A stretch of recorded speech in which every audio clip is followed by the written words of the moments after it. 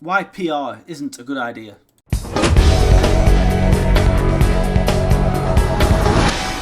New polling has been released by YouGov. Now, I don't trust YouGov very much, to be honest with you, and I think they do what the establishment generally want them to do. After all, you can make anything up with statistics and you can make them say whatever you want.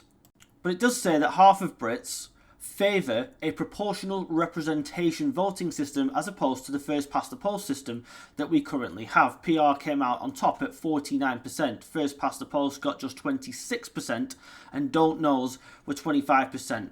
In the past, I've advocated for a changing voting system, and I think there is an argument for it, but PR is not necessarily it, because we'll end up like a Germany, for example.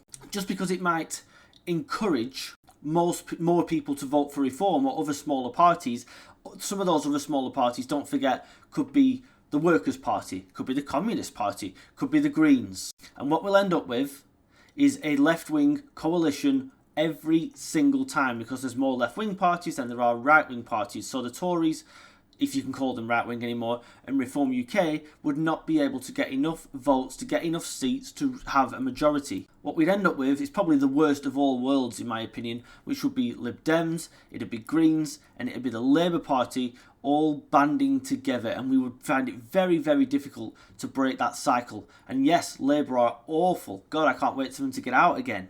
But could you imagine them with the influence of the Greens and the Lib Dems as well? It would be a disaster for this country. So there may be a voting system out there, but I'm not sure that PR is it.